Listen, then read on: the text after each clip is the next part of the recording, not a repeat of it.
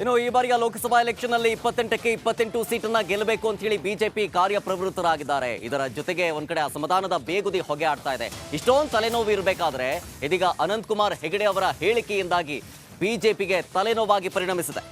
ಸಂಸದ ಅನಂತಕುಮಾರ್ ಹೆಗಡೆ ಅವರ ಅವಾಂತರವೇ ಸೃಷ್ಟಿಯಾಗ್ಬಿಟ್ಟಿದೆ ಅಂತ ಹೇಳಿ ತಲೆ ಮೇಲೆ ಕೈ ಹೊತ್ಕೊಂಡು ಕೂರುವಂತಹ ಪರಿಸ್ಥಿತಿ ಬಿಜೆಪಿಯದ್ದು. ಹೀಗಾಗಿ ಬಿಜೆಪಿಯ ಹೊಸ ಅಭಿಯಾನಕ್ಕೆ ಹಿನ್ನಡೆಯಾಗುವಂತಹ ಆತಂಕ ಎದುರಾಗ್ತಾ ಇದೆ. ಮುಸ್ಲಿಮರನ್ನೇ ಟಾರ್ಗೆಟ್ ಮಾಡಿ ಮಾತನಾಡಿದ್ದಾರೆ ಉತ್ತರ ಕನ್ನಡ ಎಂಪಿ. ಹೀಗಾಗಿ ಶುಕ್ರಿಯಾ ಮೋದಿ ಭಾಯ್ಜಾನ್ ಅಭಿಯಾನಕ್ಕೆ ಅವರ ಹೇಳಿಕೆ ಅಡ್ಗಾಲಾಗುತ್ತಾ ಅನ್ನುವಂತಹ ಅನುಮಾನ. ಹೆಗಡೆಯವರ ಮಾತಿಗೆ ಪಕ್ಷದ ಮುಖಂಡರಿಂದಲೇ ಅಸಮಾಧಾನವನ್ನ ಹೊರಹಾಕ್ತಾ ಇದ್ದಾರೆ. ಮುಸ್ಲಿಮರ ವಿರುದ್ಧ ಮಾತನಾಡಿದ್ದು ಬಿಜೆಪಿ ಅಭಿಯಾನಕ್ಕೆ ಹಿನ್ನಡೆಯಾಗುವಂತಹ ಸಾಧ್ಯತೆ ದಟ್ಟವಾಗಿದೆ ಅಂತ ಹೇಳಿ ರಾಜಕೀಯ ಪಡಸಾಲೆಯಲ್ಲಿ ಕೇಳಿ ಬರ್ತಾ ಇರುವಂತಹ ಮಾತು. ಅಭಿಯಾನ ಅನುಷ್ಠಾನದ ಹೊತ್ತಲ್ಲಿ ಅನಂತಕುಮಾರ್ ಹೆಗಡೆ ಅವರು ಈ ರೀತಿಯಾಗಿ ವಿವಾದಾತ್ಮಕ ಹೇಳಿಕೆಯನ್ನ ಕೊಟ್ಟಿದ್ದು ಬಿಜೆಪಿಗೆ ಹೊಸ ತಲೆನೋವು ತಂದಿಟ್ಟಿದೆ. ಒಂದ್ ಕಡೆ 28ಕ್ಕೆ 28 ಸೀಟ್ ಗೆಲ್ಲಬೇಕು, ಜೊತೆಗೆ ಅಸಮಾಧಾನಿತರ ಸಂಖ್ಯೆ ಹೆಚ್ಚಾಗ್ತಾ ಇದೆ. ಇಷ್ಟೊಂದೆಲ್ಲ ಬೆಳವಣಿಗೆಗಳು ನಡೀತಾ ಇರೋ ಮಧ್ಯೆ ಅನಂತಕುಮಾರ್ ಹೆಗಡೆ ಅವರ ಈ ಒಂದು ಮಾತು ಬಿಜೆಪಿಗೆ ಹೊಸ ತಲೆನೋವು ತಂದಿಟ್ಟಿದೆ.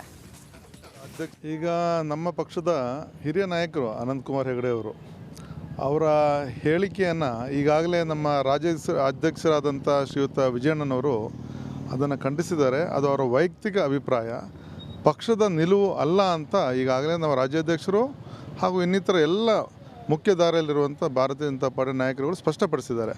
ಅಲ್ಪಸಂಖ್ಯಾತ ಮೋರ್ಚಾದ ರಾಜ್ಯಾಧ್ಯಕ್ಷನಾಗಿ ನಾನು ಕೂಡ ನನ್ನ ಪಕ್ಷದ ನಿಲುವು ಅದು ಮುಖ್ಯವಾಗುತ್ತೆ ಹೊರತು ಇನ್ನೇನು ಮುಖ್ಯವಾಗಲ್ಲ. ಹೌದು, ಈಗಾಗಲೇ ಅಲ್ಪಸಂಖ್ಯಾತರಾದಂಥ ಮುಸಲ್ಮಾನರನ್ನ ಕ್ರೈಸ್ತರನ್ನ ಪಕ್ಷದೆಡೆಗೆ ಸೆಳೆಯುವಂಥ ನಿಟ್ಟಿನಲ್ಲಿ ಮುಖ್ಯ ಧಾರೆಗೆ ತರುವಂಥ ನಿಟ್ಟಿನಲ್ಲಿ ಅನೇಕ ಕಾರ್ಯಕ್ರಮಗಳು ಕೇಂದ್ರ ಸರ್ಕಾರದಿಂದ ಮೋದಿ ಸರ್ಕಾರ ಅದನ್ನು ಜೋಡಿಸ್ಕೊ ಬರ್ತಾ ಇದೆ. ಆ ನಿಟ್ಟಿನಲ್ಲಿ ನಾವು ಕೂಡ ಕೆಲಸ ಮಾಡ್ತಾ ಇದ್ದೀವಿ.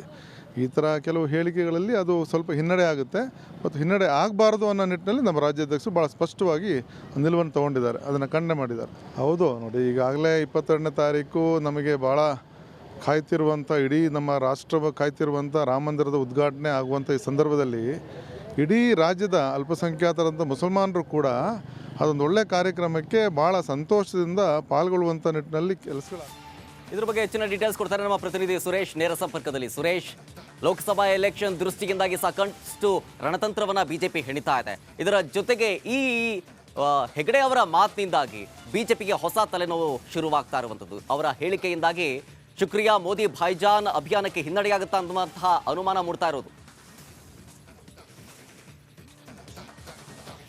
ಶರತ್, ಲೋಕಸಭಾ ಚುನಾವಣೆ ಹೊತ್ತಲ್ಲಿ ಅನಂತಕುಮಾರ್ ಅವರ ಹೆಗಡೆ ಏನಿದೆ ಅವರ ಒಂದು ಹೇಳಿಕೆ ಬಿಜೆಪಿಯವರ ಪಾಲಿಗೆ ನುಂಗಲಾರದ ತುಪ್ಪವಾಗಿ ಪರಿಣಮಿಸಿರ್ತಕ್ಕಂಥದ್ದು. ಪ್ರಮುಖವಾಗಿ ಈ ನಿಧಾನವಾಗಿ ಅಂದ್ರೆ ಮುಸಲ್ಮಾನರು ಮತ್ತು ಕ್ರಿಶ್ಚಿಯನರು ಏನಿದ್ದಾರೆ ಈ ಅಲ್ಪಸಂಖ್ಯಾತರ ಮತಗಳನ್ನ ಈ ಬಾರಿ ಲೋಕಸಭಾ ಚುನಾವಣೆಯಲ್ಲಿ ಕನಿಷ್ಠ 15% ಅವರು ಸೆಳಿಬೇಕು ಅಂತಕ್ಕಂತಹ ಒಂದು ಪ್ಲಾನ್ ಅನ್ನ ಬಿಜೆಪಿ ನಾಯಕರು ಮಾಡಿದ್ರು. ಇದೇ ಸಂಬಂಧಪಟ್ಟಂತೆ ಕೇಂದ್ರ ಬಿಜೆಪಿಯಿಂದಲೂ ಕೂಡ ಒಂದು ಶುಕ್ರಿಯಾ ಮೋದಿ ಭಾಯ್ಜಾನ್ ಅಭಿಯಾನಕ್ಕೆ ಚಾಲನೆಯನ್ನ ಕೊಟ್ಟಿದ್ರು. ಅದರ ಭಾಗವಾಗಿ ರಾಜ್ಯದಲ್ಲೂ ಕೂಡ ಈ ಕಾರ್ಯಕ್ರಮ ಅನುಷ್ಠಾನ ಆಗುವಂತಹ ಸಂದರ್ಭ ಒದಗಿ ಬಂದಿತ್ತು. ಸೊ ಈ ಹೊತ್ತಲ್ಲಿ ಏನಾಗಿದೆ, ಅನಂತಕುಮಾರ್ ಅವರು ಅವರ ಒಂದು ಹೇಳಿಕೆಯನ್ನ ಕೊಟ್ಟರು.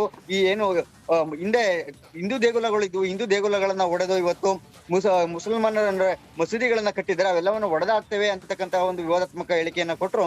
ಅಲ್ಲಿಂದ ಎಲ್ಲೋ ಒಂದು ಕಡೆ ಬಿಜೆಪಿಗೆ ನಿಧಾನವಾಗಿ ವಾಲ್ತಿದ್ದಂತಹ ಮುಸ್ಲಿಮರು ಕೂಡ ಮತ್ತೊಮ್ಮೆ ಬಿಜೆಪಿಯಿಂದ ಮತ್ತಷ್ಟು ಅಂತರವನ್ನ ಕಾಯ್ದುಕೊಳ್ಳುವಂತಹ ಪರಿಸ್ಥಿತಿ ಬಂದೊದಗಿರ್ತಕ್ಕಂಥದ್ದು.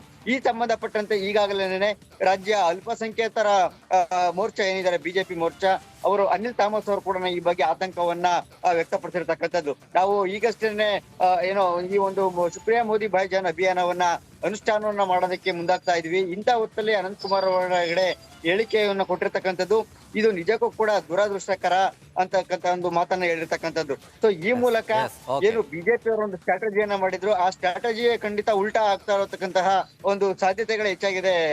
ಶರತ್, ಥ್ಯಾಂಕ್ ಯು ಸುರೇಶ್ ಡೀಟೇಲ್ಸ್ಗಾಗಿ.